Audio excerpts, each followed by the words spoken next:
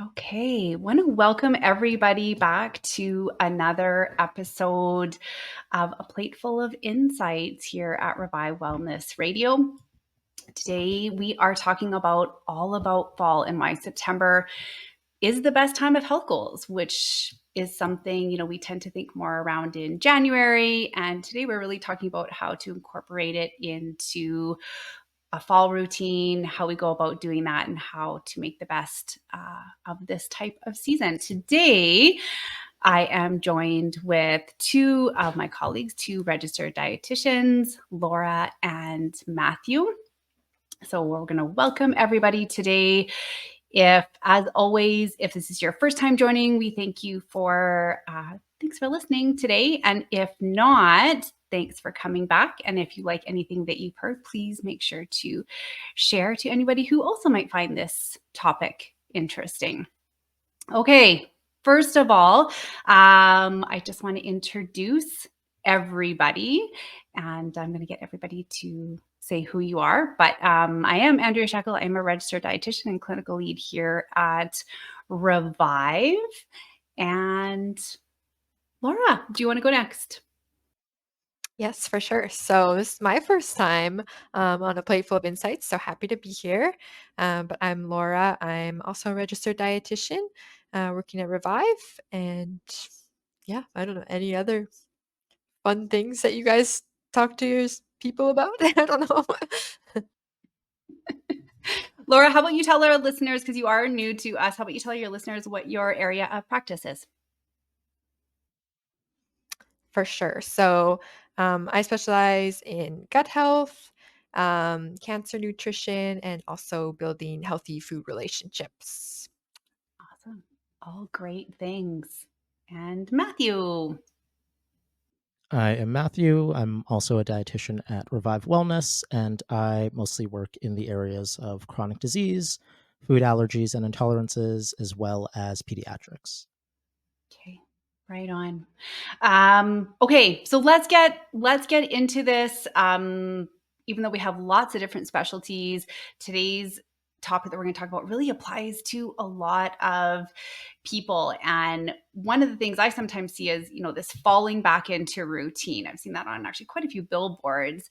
And maybe, yeah, let's Matthew, start us off of, why this time of year is something that we want to talk about goals and why this might be something to think about as maybe a new January.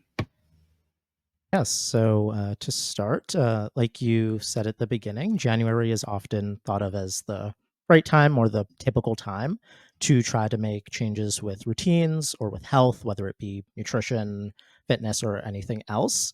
But there are several reasons why September and the fall generally are actually make, in some ways, a better time.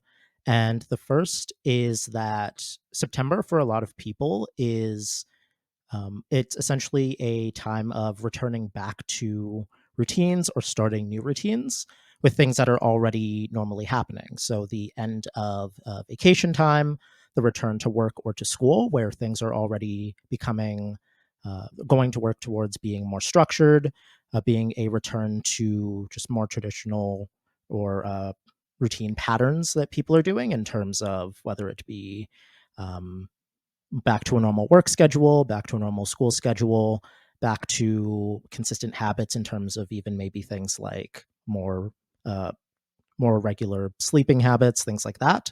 So there's already an element of starting or returning to routines and adding some type of health goal on top of that.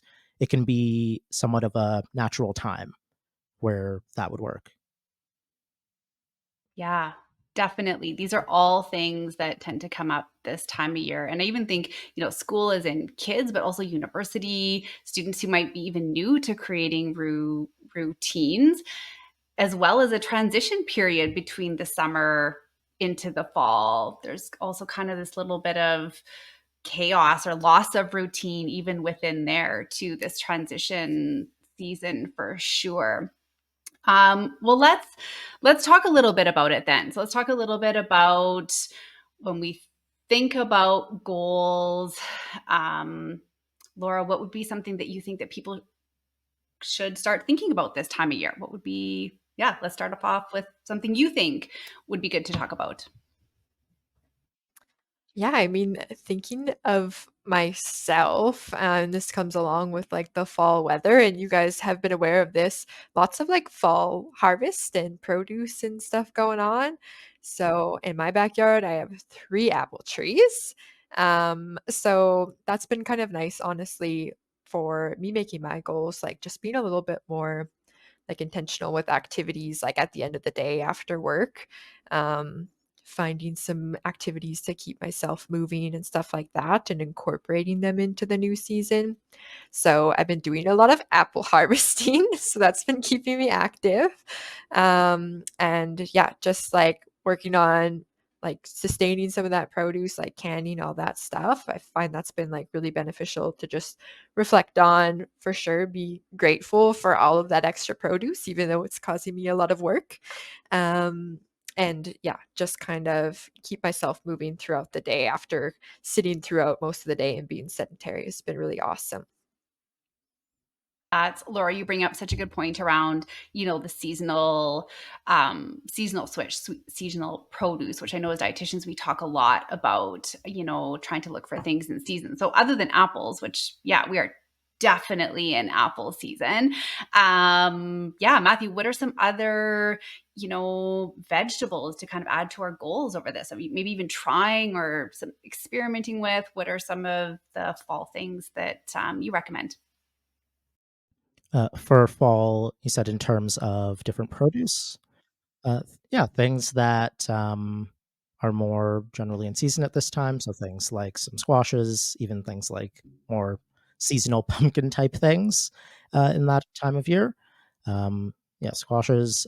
It's also a good time, like you said, for things like apples. And there are also just a lot of opportunities when it comes to things like more farmers markets being open, just general availability and opportunities in the city. Yeah, definitely. Squash, holy crow, you hear about like the zucchini trend, them being very sick of zucchini, but at the end, depending if you're growing lots of them, which is where that's the phase that I'm in right now. But this is also a good time. And I know we did another episode actually around this on budget, and this is also a time if there is a lot of abundance of this seasonal, is finding ways to be able to preserve it or keep it. So Laura, you kind of mentioned canning. This could even include just freezing, like just freezing some of the stuff that you have on hand to keep it fresh longer and being able to enjoy our seasonal pieces a little bit. So that's kind of something to think about as well. um Activity wise, let's go there next, because this is sometimes something that I talk with clients a lot around, thinking about what's ahead. That's why September is kind of a great time to do this, is starting to think about what's ahead. And unfortunately, for where we are, ahead means colder weather. So, what are some strategies for people to think about in September to deal with the upcoming months for activity? For activity purposes, I think that fall is a time with a lot of advantages that we can focus on. So, in the fall, especially early fall, the weather is cooler, but it's not yet like freezing cold. So the weather's more moderate. You're not going to feel overly hot outside when doing activity, and it's not going to be like in the winter where you're trying to not freeze. And it's kind of hard to do that balancing act of like wearing appropriate clothing to be safe in the cold, but also not be burning while you're trying to do something like running or brisk walking or any kind of strong activity there. So it's a very good time for things like cycling, running, or hiking without having to worry about the extreme weather, either from a comfort standpoint or ease standpoint, as well as just a safety standpoint, because there can be not just discomfort, but there can be safety concerns in the winter or summer with that. Um, the fall is also a good time to prepare to do activity in the winter in a way that is safe and sustainable, because we're getting used to the activity when it's not quite as difficult. So we're already starting a difficult thing. And then if we're trying to start running in January, it's already difficult, but then you're also adding in the element of being comfortable in the weather, and then again, like I said, being safe, not just from not just from like how cold it is, but even things like ice and snow that add additional risks there, like slipping. So it's both a good time in terms of how moderate the weather is, but also being ready to gradually prepare for that more extreme weather where it's not going to feel it'll gradually get colder. You'll acclimate to that. You can adjust in terms of how you prepare with different clothing and different even safety items. Getting used to maybe the amount of light that's outside with additional reflective coatings and lights, and just that again that gradual movement, so that we're not doing something that's already very difficult at the most difficult time of year for the first time in several months potentially. Definitely. Laura, anything to add to that? Yeah, I would just say too, like personally, fall is my favorite season. Like the leaves are so pretty, especially in Edmonton, I find. We have it really good here, a lot of the walking paths. So it's sort of I find an inspiring time to like get back into maybe your walking routine or running routine. Uh, I know a few crazy people that like to run in like 25 to 30-degree weather, and that's absolutely not me. So having that like cooler sort of climate and be able to enjoy like the pretty leaves, corn mazes, all that stuff. That's like an awesome way to include some extra activity in there and actually have it be enjoyable and fulfilling. Yeah, that enjoyable piece, Laura, is really important. We've talked about that quite a bit in different aspects of how important that is. And there's different ways to get out to explore nature, not just for like, oh, I need to go for a walk or run, but yeah, taking that time to take in the nature from a self-care piece, the fresh air, the different, smells that kind of associated with that. The other thing that I sometimes think about activity this time of year is this is when usually a lot of whether they're companies or organizations or community centers or rec centers start to put out their fall programming. So sometimes I'm even telling clients to, have a look. Maybe there's something new that you've never tried before and that's of interest for you. If you're not so much of an outside person, that this is also the time of year where a lot of those classes and stuff are actually being released. So it's a way to kind of think about what those next few months would be for sure. Okay, let's talk about though. I know myself, my family is guilty of it. Summer seems to be a little bit of a all over the place. We're here, there, and everywhere, doing different things, seeing everybody, cramming everything in, even late nights because we've got the nice, long, sunny evenings. And fall starts to change that. There's different routines coming in. So, what do you say to your clients to try to set goals around that, trying to come back into routine from potentially a great chaotic summer? For sure. I think it's like a good time to have just a couple of minutes to yourself too with that change in seasons and just like reflecting on like, okay, did I me and Andrea were talking about losing the plot with one of our projects a couple of minutes ago. Did I lose the plot this summer, perhaps? Just reevaluating your goals if those are some things you still want to work on, there needs to be any adjustments based off of like lifestyle changes. Like we said, we're getting back into routine. Do our goals still make sense for the new routine that we're starting?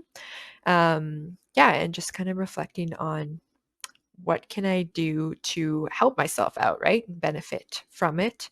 So having that time to just reflect and review your goals, I find can be really helpful with the change of seasons.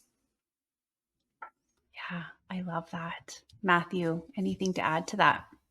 Yeah, so when it comes to trying to get back into those routines in the fall, there are it is, of course, a difficult thing after several months of just generally less structure, but there are advantages in the fall that make that a bit easier. Like there are fewer distractions, not necessarily just like the structured vacations and time away from home, but fewer social events at certain times.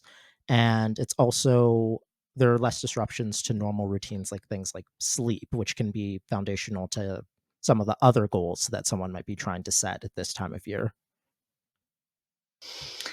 Yes, sleep is a really big one too. And what would be some strategies that you think with that? You know, if we think about now, all of a sudden it's getting, well, we're not quite there yet. We're moving toward that direction of like now we're starting to lose sunlight.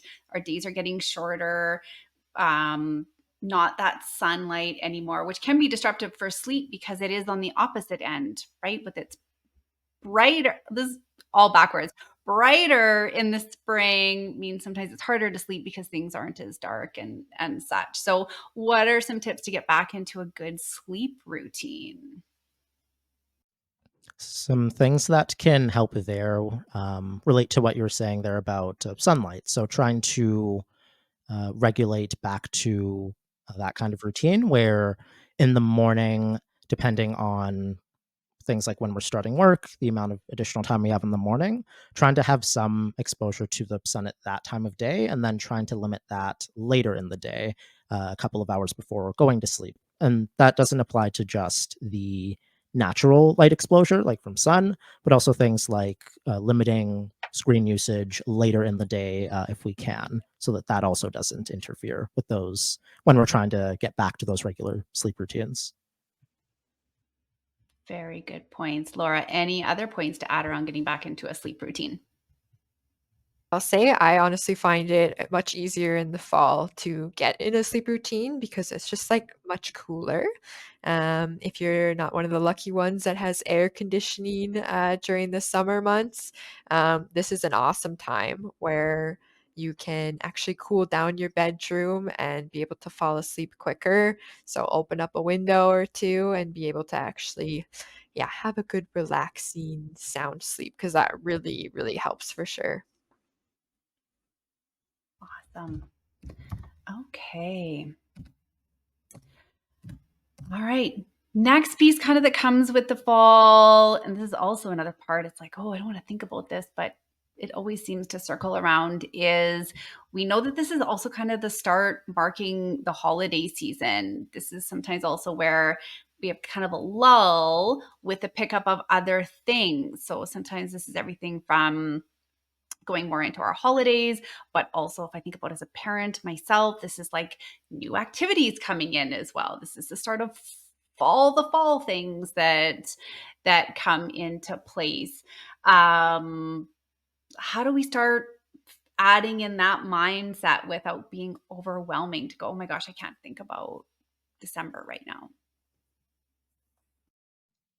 I think a good place to start there is just recognizing the amount of time that we have before then. So it's not a ton of time, but a couple of months before we get deep into the holiday season is enough time to try to start setting those habits, which we can try to maintain to some extent during that time. Like we're still trying to enjoy ourselves during the holidays, but having those routines already set and already things that we're used to can make it easier to not deviate as much from those routines later in the year. Fortunately for us, we don't also have like um, for us with like Thanksgiving in Canada, the timing there is a bit better. That it's not just the end of the year is like a straight like 8 week type of do whatever when it comes to food and such. So we have the gaps in between some of these holidays before we get fully into holiday season in December, which gives us that time to try to build those habits, try to build those, and even to trying to do some planning for how we want to address those times later in December in terms of do we want to what extent do we want to stick to our routines that we're trying to build right now? How much slack will we give ourselves during the holidays? Um, or is my goal to maybe take a somewhat of a, let's say it's like a weight goal specifically? Is it, are we wanting to maybe take that as more of like a pause and a maintenance type of phase when it comes to habits rather than continuously building like we may be trying to do for September, October, November, and just being able to reflect on how we want that holiday season to look because we have the time to prepare for that right now. Very good points. Laura. Yeah, I think too, like with any kind of time of year where there's like holidays that we can anticipate, um, it's really like reflecting on the fact that for making lifestyle changes, are we ever going to remove these holidays or like traditions with our families from our lifestyle? That's just usually not the case, right? So finding ways to like still work on your goals, but be able to anticipate and accommodate for those family events, holidays, all of that stuff.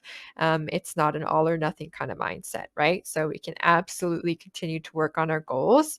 And that's just made easier, right? By building the habits and the times where we're having a little bit less like spur of the moment visits, being able to get into that routine for us to really find the value in keeping that to a certain extent during those times where we can't really anticipate a schedule. All very, very good points. And I think too, and Laura, you had kind of alluded this too of, when with goals, we can reassess and reflect on them and throw them out and revisit them at any time.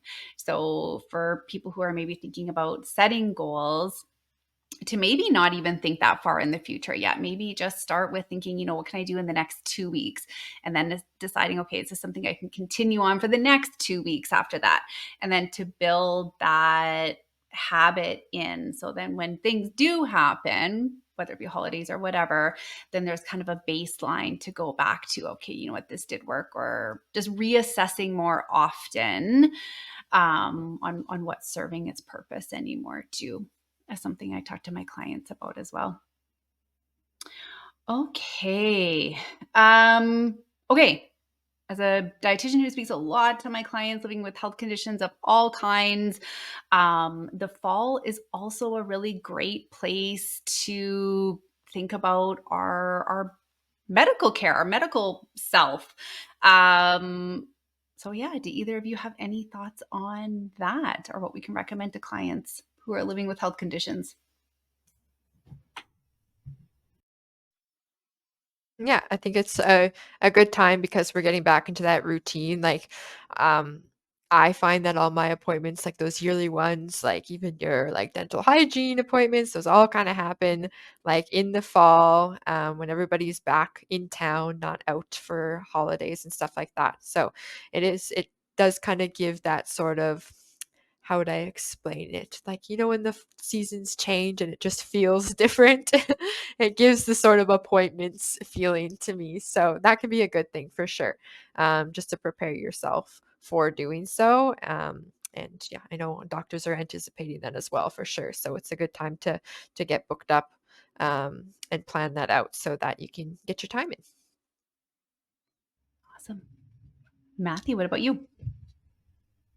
Yes, I agree that yeah, now's a good time to try to be in that routine of keeping up with medical things, like whether it be annual physicals, whether it be dental appointments, like mentioned, or even if it's things that are more common than once a year. Let's say there are times where maybe you need to do blood work for something, or maybe visits related to more of a chronic condition that is more recurring than once a year.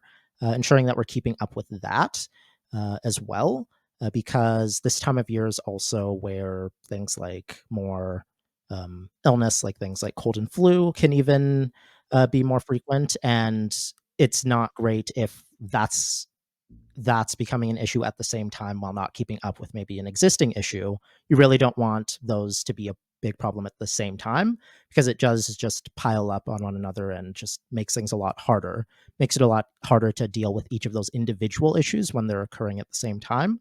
So, yeah, not just keeping up with the typical annual things, but if you have things that are more frequent than that or related to specific conditions, ensuring that that's taken care of as well. Oh, Matthew, you just brought up such a good point. And we were talking about this in one of the other podcasts around self-care. So we think about self-care as, taking care of our, mental well-being and our nutrition and activity, but also some of it comes down to medical piece. So yes, of course, the physicals and blood work, but also keeping up to date on things like vaccinations and medications, refills. And you bring up a good point. The fall is the start of, influenza season. That is usually when vaccines are recommended for different health conditions. To 100% to your point, to not add to somebody else's who's already living with some health condition as well already. So it can be a really difficult season for people. So thinking about that too as you go into a fall routine. Um, okay, we have covered a lot of ground on reasons why we all think that September is a great time to get back to our health goals, and we talked different things today about how to do that in different aspects. Just to leave off today, if you could tell our listeners one thing about that they could do, or your favorite thing about getting back into fall routine, what would that be? My favorite thing, it's a bittersweet thing, and I've already mentioned this, but I'm just overwhelmed with it right now. Apples, all the seasonal produce. And I love, like, I am a big fan of cooking, right? So finding ways to like make that an enrichment experience. I got some apple butter brewing at home right now in my slow cooker, so I'm looking forward to coming back home to those smells. So stuff like that, finding ways to make it enjoyable, even though it might be a lot of work in the moment. Awesome. Matthew, what about for you? I think a big one in September is using that somewhat somewhat forced added structure to your advantage to be able to just plan things out better, whether it be something related to physical activity or something else. Using that to your advantage to be able to maintain some of these changes. So, if something else in your schedule is more formally scheduled, trying to do the same with some of these health routines that you're trying to build to try to better stick to that. Awesome. And I think I'm going to finish off actually taking something Laura said, which is really around reflecting during this time of year, reflecting, assessing, as well as self compassion, because sometimes this also takes a little bit of work to try to get back into routine. So the reflecting piece on, yeah, where are you at? What can you do? Where, what you're capable of moving forward and how it's going to serve you the best. So that's where I think I'm going to leave my tip for today. But I just wanted to thank everybody for listening and joining us for another episode of A Plateful of Insights. So glad to have, of course, Matthew back and Laura joining us today. So my guess is you're going to see her more on future podcasts, which is awesome. So please feel free to leave, a comment, anything you would like to hear in future, anything you liked. And like I said, you please feel free to share to somebody who might find this interesting. And we will see you next time. Everybody have a great day and happy fall.